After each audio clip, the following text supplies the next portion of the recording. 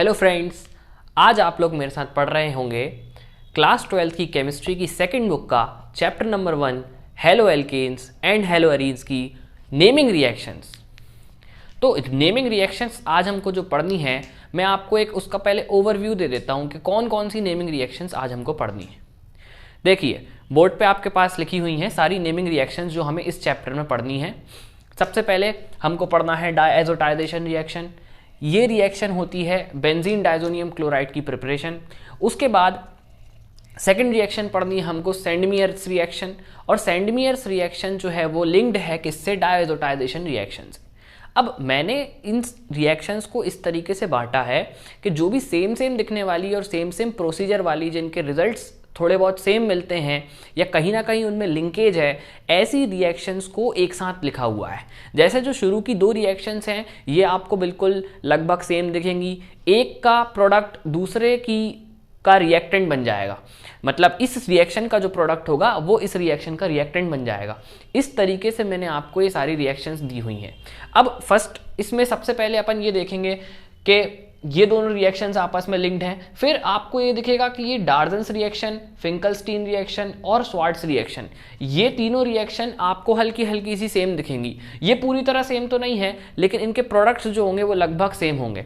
मतलब इन सब में ही आपको हेलोजन दिखेगा, तीनों में आपको हेलोजन दिखेंगे। हालांकि अलग अलग हेलोजन्स दिखेंगे, प्रिपरेशन दिखेंगी आपको अलग अलग हेलोजन्स की, मतलब अलग अलग हेलोजन के डेरिवेटिव्स की, बट ये हल्की हल्की सी तीनों सेम दिखेंगी। फिर उसके बाद ये एक रिएक्शन है, ये प्रिपरेशन है ग्रिग्नाइट रिएजेंट की, तो ये थोड़ी सी अलग है बस इन तीनों में।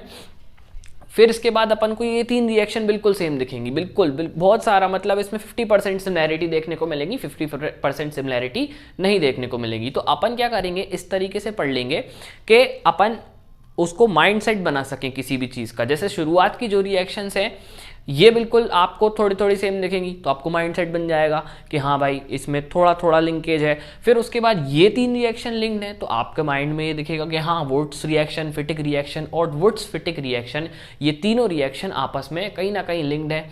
लिंक्ड मतलब इन द सेंस कि इनके प्रोडक्ट थोड़े थोड़े मैच होते हैं। और यहाँ पे भी ये फिंकलस्टीन रिएक्शन और स्वार्ट्स रिएक्शन, इसमें भी आप ये देखोगे कि कहीं कहीं प्रोडक्ट थोड़े थोड़े मैच होंगे, हालांकि बहुत माइन्यूट सा फर्क होगा, लेकिन मैच तो होंगे ना। तो बात ये है कि अपन 50% चीज़ें थोड़ी थोड़ी आपको मैच होती हुई दिखेंगी। तो अब हम लोग शुरू करते हैं कि ये सारी रिएक्शंस वन बाय वन पढ़ना। तो सबसे पहले हम शुरू करेंगे बेंजीन डायजोनियम सॉल्ट की प्रिपरेशन। चलिए, तो अब हम शुरू करते हैं अपने नेमिंग रिएक्शन के सफ़र को। और सबसे पहले हम जो नेमिंग रिएक्शन पढ़ने जा रहे हैं वो है डायएज़ोटाइजेशन reaction.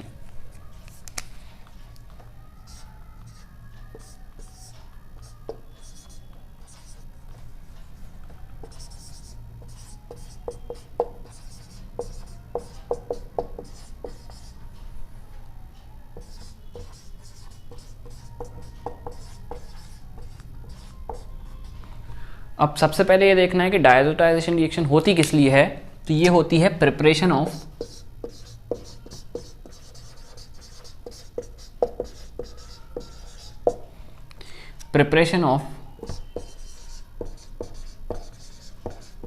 Benzene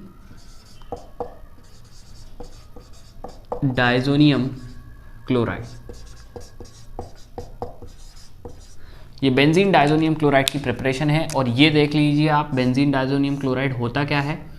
benzene diazonium chloride में ये देखो, आपने बनाया पहले बेंजीन, उसके बाद यहाँ पे दो लगातार नाइट्रोजन की बॉन्डिंग होती है और आखिरी में क्लोरीन के साथ उसकी बॉन्डिंग हो जाती है। साथ में ये जो है ये एक सॉल्ट होता है भाई, दिस इज अ सॉल्ट।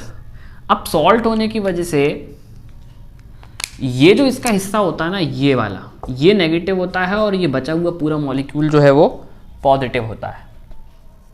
अब इसकी जो रिएक्शन है वो कैसी होती है। रिएक्शन में आप लेते हो सबसे पहले एनिलीन को,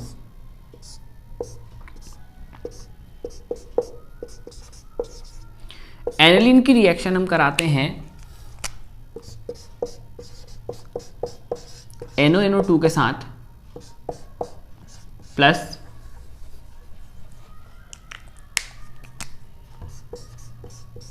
HCl।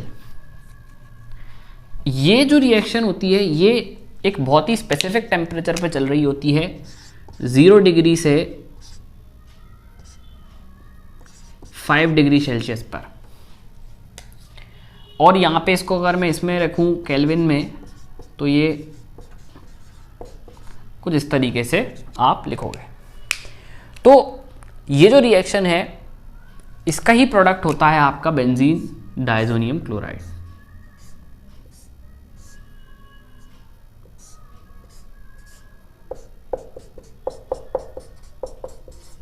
ये बन गया आपका बेंजीन डायज़ोनियम क्लोराइड। अब ये जो टेम्परेचर ये स्पेसिफिक है, अगर आप इस टेम्परेचर से ऊपर नीचे होते हो तो आपको प्रोडक्ट में ये नहीं मिलेगा।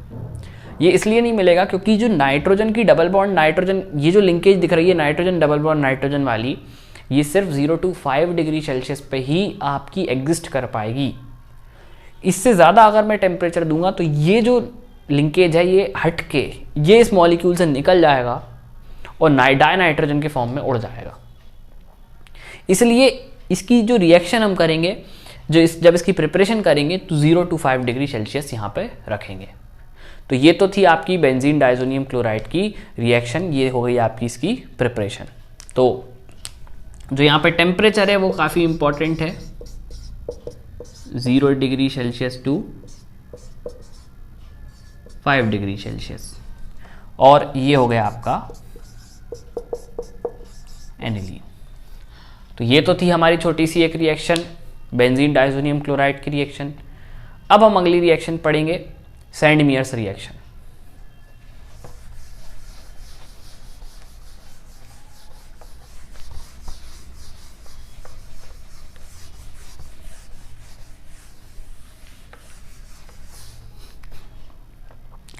तो हमारी नंबर 2 रिएक्शन जो है वो है सैंडमियर्स रिएक्शन।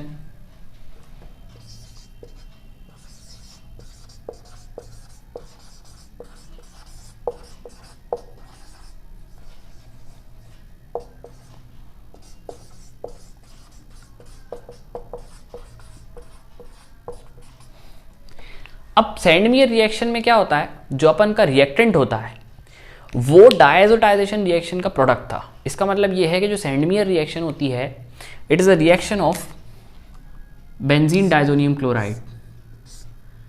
ये बेंजीन डायज़ोनियम क्लोराइड की रिएक्शन है।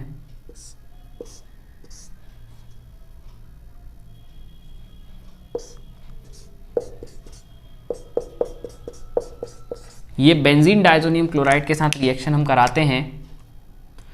अब यहाँ पे इंपॉर्टेंट होता है इसका रिएक्टेंट, यहाँ पे कॉपर की Cu2X2 की रिएक्शन होती है बेंजीन डायज़ोनियम क्लोराइड के साथ, प्लस कभी कभी साथ में इसके HCl भी शो करते हैं वो लोग। बट अभी पहले मैं एक रिएक्शन आपको ये बता रहा हूँ जिसमें मैंने इसको HCl शो नहीं किया है। अगर मैं HCl को शो ना करूं तो पहले अपन ये रिएक्शन पढ़ते हैं, उसके बाद कभी कभी वो लोग HCl को भी शो करते हैं। तो पहले आप ये वाली देखो। यहाँ पे इंपॉर्टेंट बात ये है कि जो X होता है ना, it is always either chlorine और ब्रोमीन। ये क्लोरीन या फिर ब्रोमीन ही देखने को मिलेंगे। अब आपको प्रोडक्ट क्या बनाना है बेटा, प्रोडक्ट में बनता है आपके पास एक हेलोएरीन। आपके पास बनता है एक हेलोएरीन।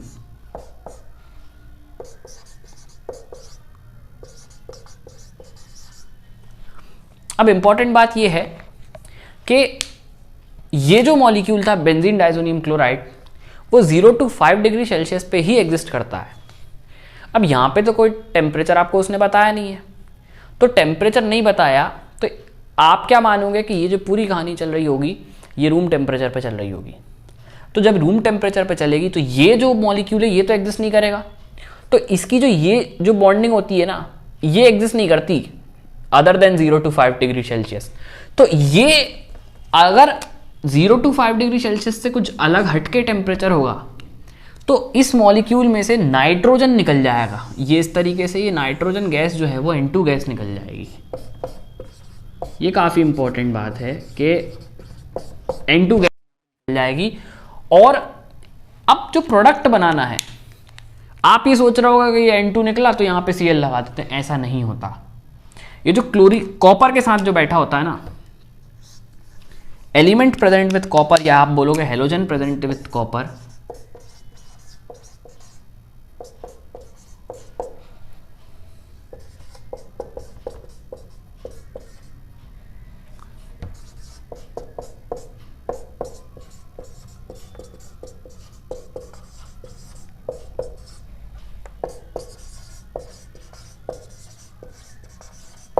जो भी एलिमेंट हेलोजन के साथ लगा होता है ना, वही जो भी एलिमेंट कॉपर के साथ लगा होता है उसी को आप ले जाके आपके बेंजीन के ऊपर फिट करते हो।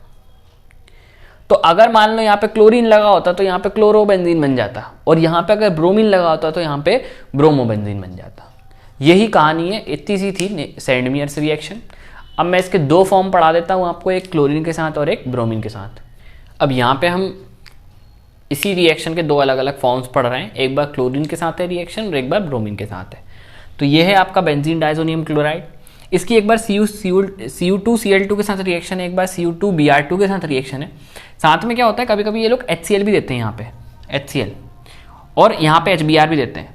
तो आपको कंफ्यूज नहीं होना है, अगर आपको CuCl2 और बेंजीन डाइजोनियम CuX2 और बेंजीन डाइजोनियम क्लोराइड दिख जाए, ये BDC मतलब बेंजीन डाइजोनियम क्लोराइड अगर आपको दिख जाए तो आपको करना कुछ नहीं है, आपको सैंडमियर्स रिएक्शन ही करनी है। इसका मतलब ये है कि भाई ये सैंडमियर है। कौन सी है? सैंडमियर्स रिएक्शन ही है। अब बात यहाँ पे ये आ गई कि अब मेन हीरो कौन है। भाई देखो, मेन एलिमेंट तो आपका जो कि बेंजीन के ऊपर जाके लगेगा वो तो हमेशा ही जो कॉपर के साथ होगा वो वाला लगेगा। तो ये कॉपर के साथ कौन बैठा है? क्लोरीन। तो यहाँ पे Cl लगा दो, साथ में N2 गैस के फॉर्म में निकल जाएगा। ऐसे ही नीचे वाली रिएक्शन में कॉपर के साथ है ब्रोमीन, तो यहाँ पे जो मेन आपका प्रोडक्ट बनेगा वो बनेगा ब्रोमोबेंजीन। ये कुछ इस तरीके से Br प्लस N2 जो है वो गैस के फॉर्म में बाहर निकल जाएगा। तो ये तो थी आपकी सैंडमियर्स रिएक्शन।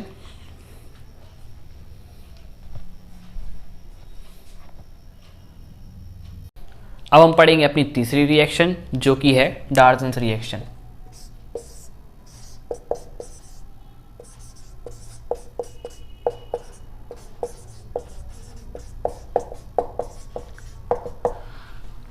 एनसीईआरटी में इस रिएक्शन का कोई नाम नहीं दिया है, ये एक नॉर्मल टर्म्स में दी हुई है।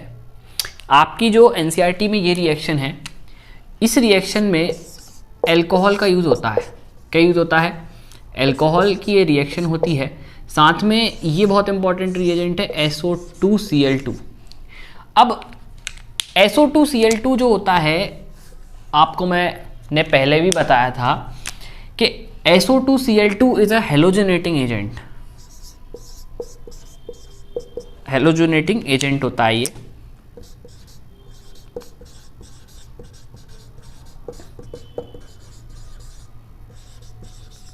और हेलोजेनेटिंग एजेंट्स का काम क्या होता है कि जब भी उसको OH ग्रुप दिखता है तो वो OH ग्रुप को यहां से हटा देते हैं। क्या करते हैं? OH ग्रुप को यहां से हटा देते हैं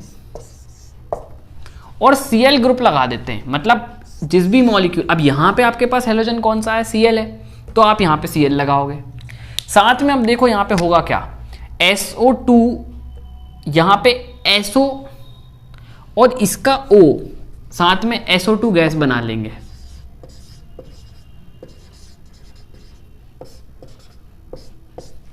प्लस अब बचा क्या? दूसरी चीज, अब ये वाला हेलोजन बचा, ये वाला हेलोजन, इसका एक हेलोजन बचा और इसका ये हाइड्रोजन बचा।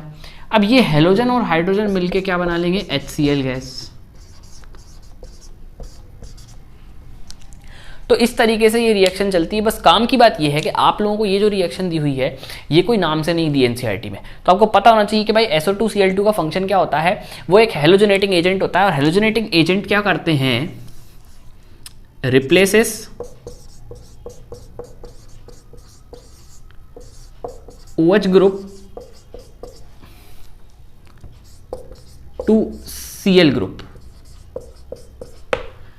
या फिर आप बोलोगे X ग्रुप, मतलब हेलोजन हटा के, सॉरी आप OH हटा के क्या लगाओगे, मीन्स हिंदी में लिख देता हूं OH हटा के X लगा दो, बस OH हटा के आप क्या लगा दो, आपका हेलोजन का मॉलिक्यूल लगा दो। तो आपने यही किया, यहां से OH हटाया है और यहां पे आपका इस मॉलिक्यूल में जो हेलोजन था वो लगा दिया गया। अब यहां पे इंपॉर्टेंट बात ये होती है कि यहां पे एक और चीज की प्रेजेंस होती है, पायरिडीन की प्रेजेंस। पायरिडीन की प्रेजेंस होती है इस रिएक्शन में। तो ये जो थी छोटी सी रिएक्शन थी जिसमें आप अल्कोहल का SO2Cl2 के साथ रिएक्शन कर रहे हो, और SO2Cl2 जो होता है इट इज एन हेलोजनेटिंग एजेंट, और हेलोजनेटिंग एजेंट क्या करते हैं, OH हटा के, OH ग्रुप, हमेशा OH ग्रुप आपके मॉलिक्यूल से हट जाएगा अगर OH प्रेजेंट हुआ तो। If OH group is present in your molecule तो वो जो ग्रुप है वो हट जाएगा और आपका हेलोजन का जो मॉलिक्यूल है वो वहां जाके लग जाएगा। तो ये हटा और ये लग गया, साथ में बाय प्रोडक्ट निकल गया भाई, HCl गैस और SO2 गैस निकल गई। अब यहाँ पे क्या होता है, दोनों गैस होती हैं, HCl भी गैस के फॉर्म में निकलती है और ये भी गैस के फॉर्म में निकलती है। मोस्टली बाय प्रोडक्ट ऑर्गेनिक में इंपॉर्टेंट तो नहीं होते, लेकिन यहाँ पे थोड़ा सा देख लो कि यहाँ पे SO2 गैस निकलेगी और साथ में HCl गैस भी निकलेगी। अब अगली जो रिएक्शन हम पढ़ने जा रहे हैं वो है फिंकलस्टीन रिएक्शन।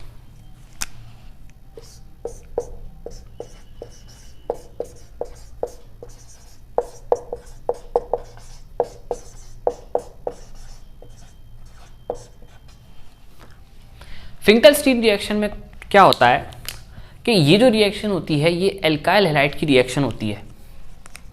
यहां पे हम लेते हैं आपके अपना एक एल्काइल हैलाइड। अब मैं इसको पहले X के फॉर्म में बताता हूं और फिर बताऊंगा कि इसमें X क्या होता है। ये तो ले लिया आपने एक एल्काइल हैलाइड, साथ में इंपॉर्टेंट बात ये है कि जो फिंकलस्टीन रिएक्शन है इसमें इंपॉर्टेंट की पॉइंट क्या है। इसका की पॉइंट है कि जब एक ही, मतलब ये जो चीज़ है जो मैं की पॉइंट लिखूंगा वो बहुत स्पेसिफिक रिएक्शन के लिए ही होती है। फिंकलस्टीन रिएक्शन का की पॉइंट जो है वो है sodium iodide plus dry acetone.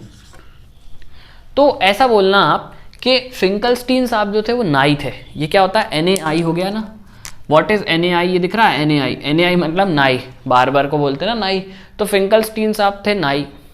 अब नाई की दुकान पे जाते हैं तो वो पानी लगाता सर में, तो फिंकलस्टीन साहब थोड़े अलग थे। उन्होंने क्या करा, उन्होंने, वो नाई तो थे लेकिन पानी की जगह वो ड्राई एसीटोन का यूज़ करते थे।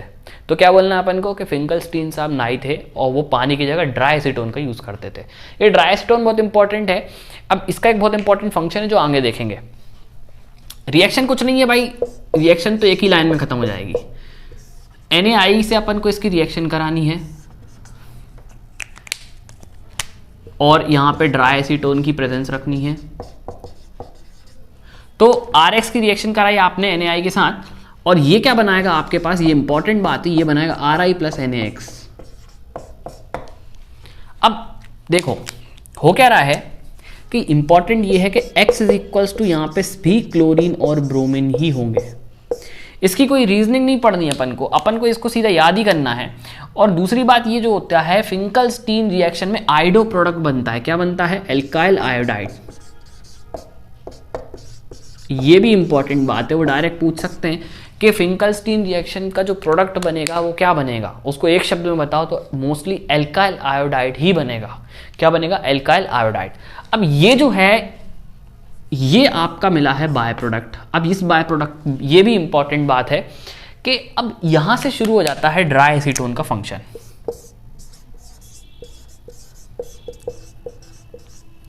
अब ड्राई एसीटोन का यूज क्या होता है, इसका जो फंक्शन है होता क्या है कि ड्राई एसीटोन, यहां पे भी मैं लिख देता हूं, जो X होगा वो क्लोरीन और ब्रोमीन का ही बनेगा। इसका मतलब ये है कि जो NaX रहेगा यहां पे वो या तो NaCl होगा या फिर NaBr रहेगा। तो कहने का मतलब यह है कि मैं NaX की जगह या तो मैं लिख देता हूं NaCl या फिर NaBr। अब ये क्या है, ये आपके हैं by product.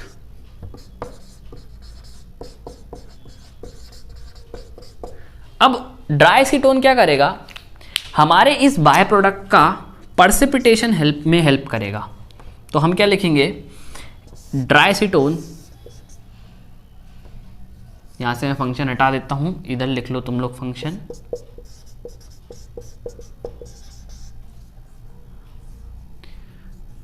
Helps in पर्सिपिटेशन of by product. अब ठीक है भाई, पर्सिपिटेशन तो करा दिया, लेकिन यार पर्सिपिटेशन से कुछ फायदा हो रहा हो तो बात करो। तो अब देखो पर्सिपिटेशन से फायदा क्या होगा, ध्यान से देखना। यहां पे मैं साइड में लिख देता हूं पीपीटी। अब होगा क्या कि अब यहां पे लगाएंगे अपन ली-चाइटलियर प्रिंसिपल। अब होगा क्या, ध्यान से देखो, ली-चाइटलियर प्रिंसिपल्स में अपन ये देखते हैं कि अगर मुझे फॉरवर्ड रिएक्शन की रेट को बढ़ाना है, क्या करना है मुझे, फॉरवर्ड रिएक्शन की रेट को बढ़ाना है, तो मैं कुछ काम कर सकता हूं।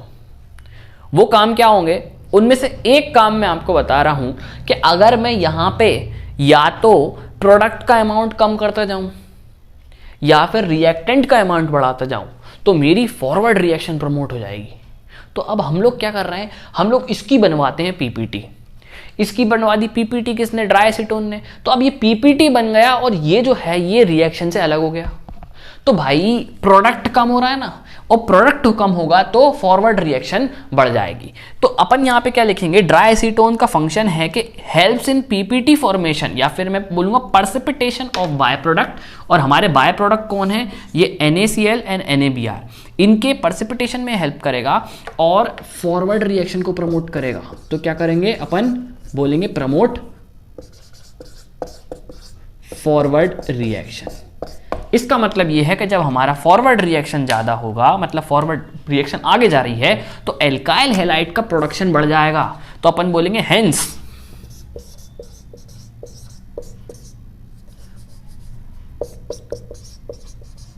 Formation of Ri increases. बस, तो ये थोड़ी रीजनिंग अच्छी है कि भाई इसमें ड्राई एसीटोन का फंक्शन क्या है, वो NaCl और NaBr जो बाय प्रोडक्ट है इनका पर्सिपिटेशन कराएगा। पर्सिपिटेशन होगा तो फॉरवर्ड रिएक्शन होगा, और फॉरवर्ड रिएक्शन होगा तो हमें ज़्यादा से ज़्यादा एल्काइल हैलाइड, जो हमारा एल्काइल आयोडाइड बन रहा है, वो मिल पाएगा। अब हम लोग अपनी नेक्स्ट रिएक्शन पढ़ते हैं।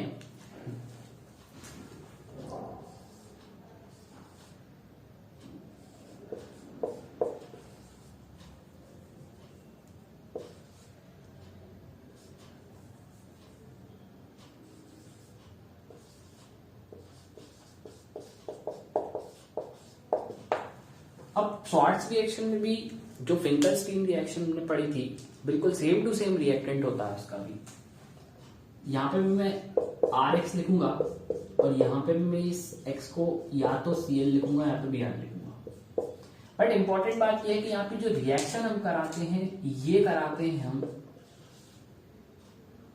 AgF के साथ। अब AgF यार देखो, सिल्वर क्या, ये क्या है, Ag सिल्वर है, सिल्वर एक मेटल होता है।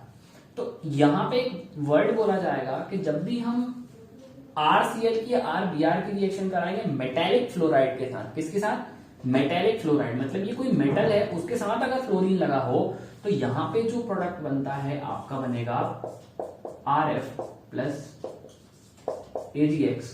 और AgX अब यहां पे या तो XCl था या तो Br था, तो आप इसको सिंपल वर्ड्स में आप ये बोल सकते हो कि अगर RCl आपके पास हो या फिर RBr आपके पास हो, इसमें हम क्या करेंगे, AgF की रिएक्शन कराएंगे, यहां पे भी AgF की रिएक्शन कराएंगे। होगा कुछ नहीं, इसका हेलोजन इस पे लग जाएगा और इसका हेलोजन उस पे चला जाएगा। तो यहां पे बन जाएगा, पहले हम मेन प्रोडक्ट लिखते हैं, तो RF, यहां पे भी RF प्लस इसका हेलोजन इसके पास चले जाएगा, तो ये बन जाएगा अपना AgCl और यहाँ पे बन जाएगा AgBr। अब अपन ने 11th क्लास में पढ़ा है कि AgCl और AgBr भी एक तरीके की पीपीटी ही होती है, तो ये डिसॉल्व नहीं होती है, ये भी पीपीटी के फॉर्म में प्रेजेंट होती है। तो ये AgCl और AgBr की आपको पीपीटी मिल जाएगी। तो ये तो हो गया आपका एक छोटा सा रिएक्शन, स्वार्ट्स रिएक्शन। तो इंपॉर्टेंट बात ये है कि स्वार्ट्स रिएक्शन में क्या बनता है, एल्काइल फ्लोराइड।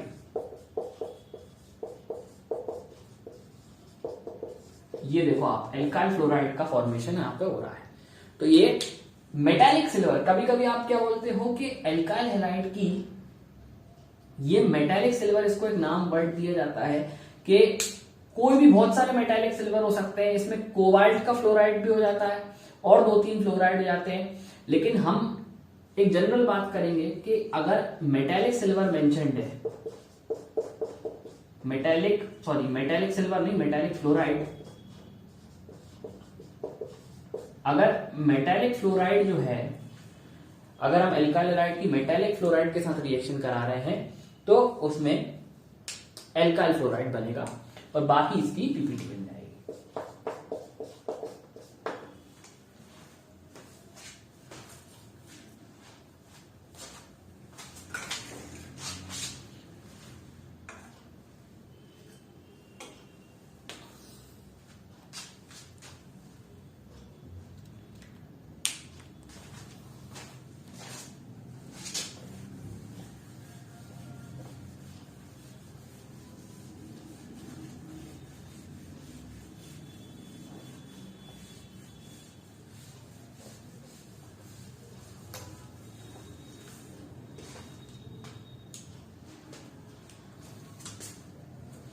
अब अगर मैं आपको समरी देता हूं फिंकलस्टीन रिएक्शन और स्वार्ट्स रिएक्शन की, तो मैं 2 लाइन में इसकी समरी लिख सकता हूं।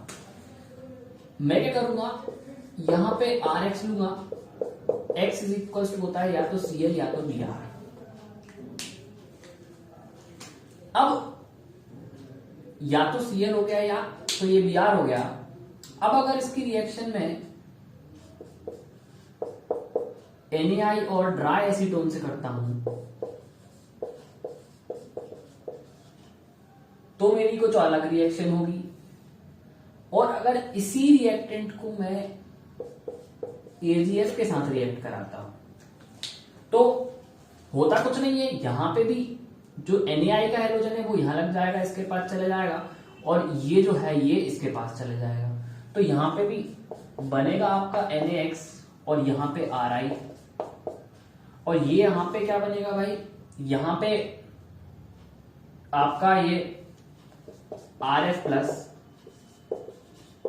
AgX।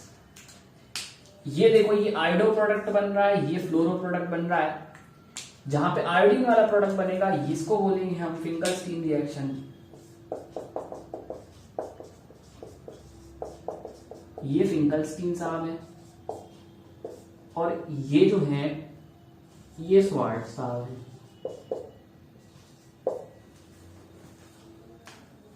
बस इंपॉर्टेंट बात यह है कि जो X होता है या तो ये Cl होता है या Br होता है, इनके अलावा कोई और नहीं होगा, या तो Cl होगा या फिर Br होगा।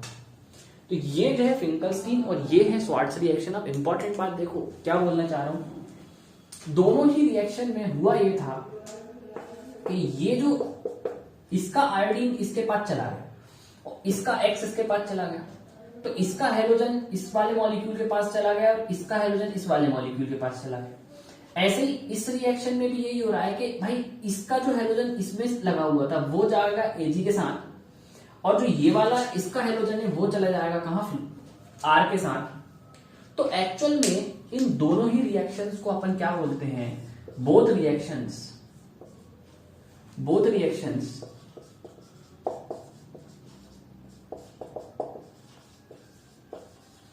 are called halogen exchange method।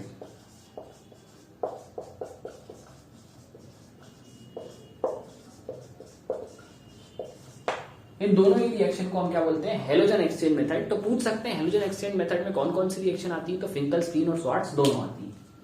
Finkelstein में आयोडो प्रोडक्ट बनेगा और स्वार्ट्स में फ्लोरो प्रोडक्ट बनेगा। अब कभी कभी क्या होता है, अपन कंफ्यूज जाते हैं कि यार स्वार्ट्स में फ्लोरो प्रोडक्ट बन रहा था कि आयोडो प्रोडक्ट बन रहा था। अब ध्यान से देखो, जिसमें F है ना उसमें F वाला नहीं बनेगा, मतलब F के साथ F नहीं मिलाना। फ्लोरीन प्रोडक्ट फिंकलस्टीन के साथ नहीं बनेगा, तो अपन क्या बोलेंगे, F से F नहीं मिलाना, नहीं मिलाना। अब अगर F से F नहीं मिलाओगे तो आपके पास ऑप्शन तो दो ही थे, क्या, या तो आयोडो प्रोडक्ट बनाओ या तो फ्लोरो बनाओ। तो F से F नहीं मिलाना, तो F से I मिलेगा और S से F मिलेगा। आई बात समझ में? तो इस तरीके से आप याद कर सकते हो कि भाई F से F नहीं मिलाता आपको।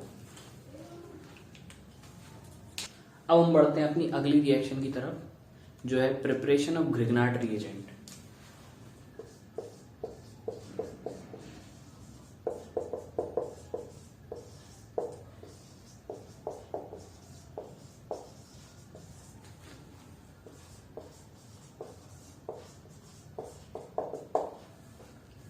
ग्रिग्नार्ड रिएजेंट सबसे पहले होता क्या है वो देखो आप। It is RMgX। जब भी कोई एल्काइल ग्रुप के साथ मैग्नीशियम जुड़ा हो, सबसे पहले क्या जुड़ा होना चाहिए, मैग्नीशियम, और उसके साथ अगर कोई हैलोजन लगा हुआ है तो इसको बोलते हैं हम क्या, ग्रिग्नार्ड रिएजेंट। ग्रिग्नार्ड साइंटिस्ट का नाम था, उसी पे इसका मॉलिक्यूल का नाम रखा गया है। अब रिएक्शन देखो, सबसे पहले हम लेते हैं यहां पे RX की रिएक्शन हम कराते हैं मैग्नीशियम के साथ in the presence of dry ether. यहां पे ड्राई ईथर का यूज होता है और हमारे पास मिल जाता है हमें RMgX। अब इंपॉर्टेंट बात यह है कि यहां पे X जो है मोस्टली आपको क्लोरीन या ब्रोमीन देखने को मिलेगा, लेकिन आप ये स्पेसिफाई नहीं कर रहे अपन। अब इंपॉर्टेंट इसमें ये है, देखो ध्यान से, लेट अस कंसीडर कि आपके पास रिएक्शन ये है CH3 CH2 Cl। इसमें आपने मैग्नीशियम की रिएक्शन कराई ड्राई ईथर के साथ। तो इस रिएक्शन में जो प्रोडक्ट बनेगा ये तो CH3, ये तो हम बना लेंगे, तो यहाँ पे बीच में मैग्नीशियम जोड़ देंगे और यहां पे हम साइड में Cl लगा देंगे। ठीक, ये क्या बन गया, ये बन गया आपका ग्रिग्नार्ड रिएजेंट। अब देखो ध्यान से, ये जो है ये एक मेटल है, ये एक मेटल है, और ये जो है ये कार्बन, ये भाई ये कार्बन दिख रहा है आपको। जब भी कोई भी मेटल कार्बन से डायरेक्ट लिंकेज करता है तो ऐसे कंपाउंड्स को हम बोलने लगते हैं ऑर्गेनोमेटेलिक कंपाउंड। कौन से कंपाउंड, ऑर्गेनोमेटेलिक कंपाउंड। तो ये जो ग्रिग्नार्ड रिएजेंट होता है it is an organometallic compound, organometallic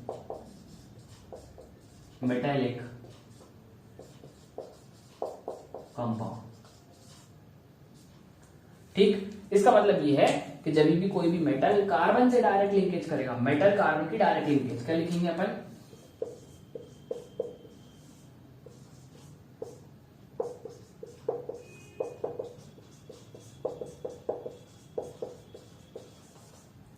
ये जब मेटल कार्बन की डायरेक्ट लिंकेज हो जाती है तो हम क्या बन जाते हैं, ये बन जाते हैं ऑर्गेनो मेटालिक कंपाउंड्स। तो ये जो रिएक्शन है इसी को बोलते हैं अपन प्रिपरेशन ऑफ ग्रिग्नार्ड रिएजेंट। अब यहीं पे हम कुछ प्रॉपर्टी पढ़ लेते हैं इस ग्रिग्नार्ड रिएजेंट की।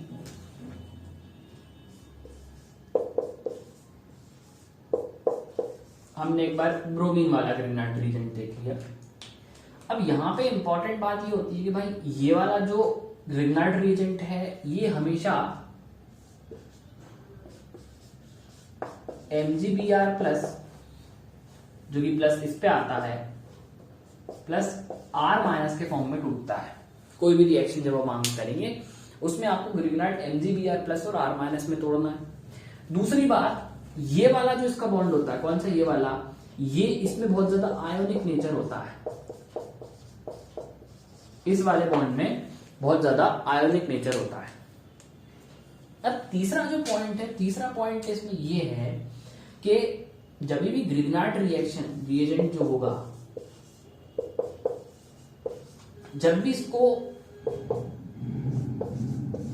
कोई भी हाइड्रोजन डोनर मिल जाएगा, मतलब एक्टिव हाइड्रोजन का केस बोलते हैं इसको, जब भी इसको कोई भी हाइड्रोजन डोनर मिल जाएगा, इसका मतलब ये है कि भाई ऐसी स्पीशीज, यहां पे ये जो रिएजेंट होना चाहिए, reagent which can give hydrogen, या तो मैं ये बोलूं कि reagent which can give H+, या फिर मैं ये बोलूं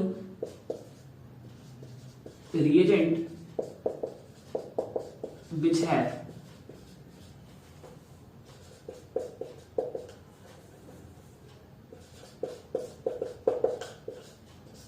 एक्टिव हाइड्रोजन, या फिर तीसरा पॉइंट में ये भी बोल सकता हूं एक्टिव हाइड्रोजन या फिर एसिडिक H+। कोई भी ऐसी स्पीशीज जिसके पास या तो वो हाइड्रोजन H+ दे सके, या फिर उसके पास एक एक्टिव हाइड्रोजन हो। एक्टिव हाइड्रोजन मतलब एसिडिक हाइड्रोजन को एक्टिव हाइड्रोजन बोलते हैं। अब एक्टिव हाइड्रोजन एसिडिक हाइड्रोजन अपन अलग से नहीं पढ़ रहे, क्योंकि एनसीईआरटी में फर्स्ट चैप्टर में एक ही रिएक्शन है जो कि पानी के साथ है। अब आपको पता है वाटर जो होता है उसको कैसे तोड़ते हैं अपन, H+ और OH- के फॉर्म में। तो यहां से आपको क्या मिल जाता है, यहां से आपको H+ मिल जाता है। अब वाटर में भी अगर हम बात करें तो वाटर में जो हाइड्रोजन लगा हुआ है वो एक इलेक्ट्रोनेगेटिव एटम से लगा हुआ है, इसलिए H+ के फॉर्म में निकल जाता है। तो जब भी आप क्या बोलना चाह रहा हूं मैं, जब भी आप RMgx की रिएक्शन करोगे तो MgBr+ और R- में तोड़ोगे, और यहाँ पे प्लस H+ और OH- के फॉर्म में टूट रहा है। तो अगर मैं इसको तोड़ूं तो ये ऐसा टूट जाएगा। अब देखो क्लियरली आप क्या करो, इसमें अपोजिट चार्जेस अट्रैक्ट करा दो। इसमें ये प्लस वाला है और इसमें ये प्लस वाला है, इसमें माइनस वाला इसके प्लस के साथ चले जाएगा और इसका OH- इस प्लस के साथ चले जाएगा। तो आपके पास प्रोडक्ट में बन जाएगा RH प्लस MgBrOH। तो ये एक इंपॉर्टेंट रिएक्शन है जिसमें आप अल्केन बनते हुए देखोगे। तो अगर आपको एल्केन चाहिए तो ग्रिग्नार्ड के साथ ऐसा कोई रिएजेंट लेके आ जाओ, ऐसा कोई रिएक्टेंट लेके आ जाओ जो कि एक्टिव हाइड्रोजन दे सके। ये एक्टिव हाइड्रोजन या फिर एसिडिक हाइड्रोजन इंपॉर्टेंट हो जाता है यहाँ पे। तो पानी के साथ ये क्या करता है, एल्केन बनाता है। अब हम लोग पढ़ेंगे वुड्स रिएक्शन।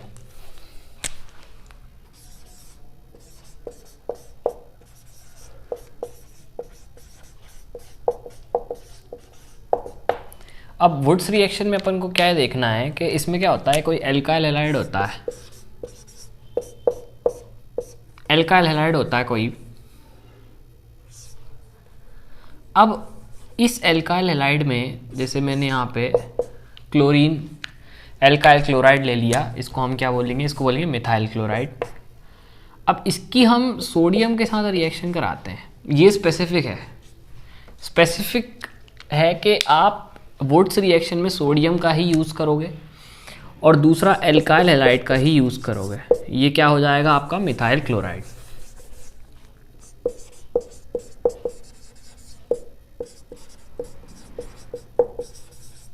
अब इसमें क्या होता है, ध्यान से देखेंगे अपन, ये जो मिथाइल क्लोराइड है इसको मैं मिटा देता हूँ क्योंकि मुझे अभी यहाँ पे एक और मॉलिक्यूल लिखना पड़ेगा।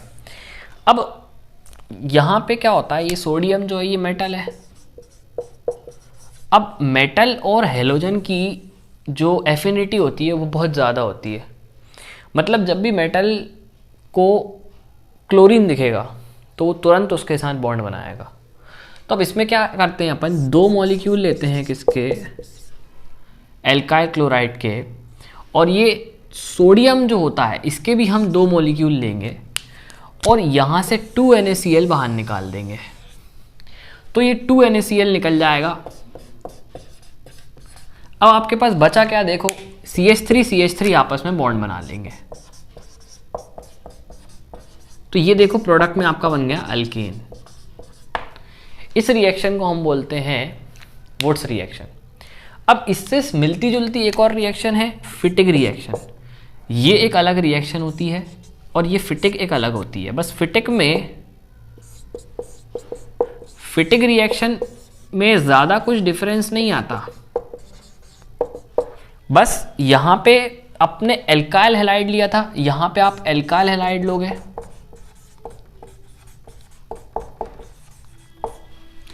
यहाँ पे आप लेते हो एराइल हैलाइड। क्या लेते हो? Aryl halide.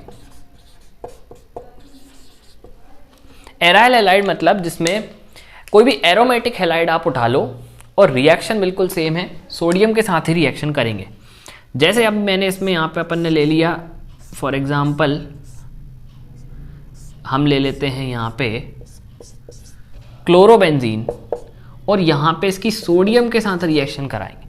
तो 2 मॉलिक्यूल इसके ले लो और 2 मॉलिक्यूल इसके ले लो। 2NaCl देखो यहाँ से बाहर निकालो,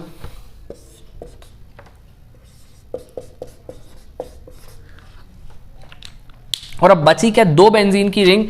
तो ये देखो 2 बेंजीन की रिंग आपस में जुड़ जाएंगी।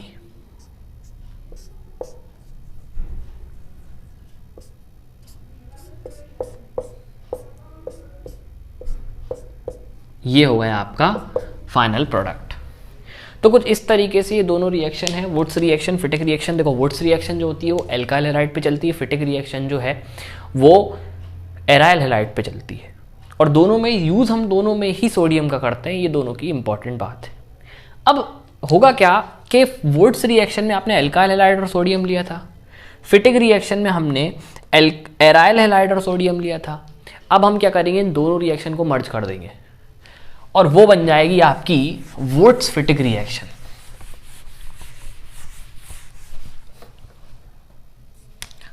जैसे कि यहां पे एक मॉलिक्यूल मैंने किसका ले लिया? एराइल हैलाइड का। यहां पे लिखूंगा आपकी बार में सोडियम थोड़ा दूर, और यहां पे लिख दिया मैंने CH3Cl। तो लेना तो अपन को सोडियम ही है। तो ये 2 सोडियम के जो मॉलिक्यूल्स हैं, अब सोडियम कितने सोडियम लेने ये कैसे डिसाइड करते हैं अपन? ये अपन डिसाइड करते हैं अपना प्रोडक्ट क्या बनाना है। अब यहाँ पे 2 क्लोरीन है तो 2 सोडियम चाहिए अपन को। ये देखो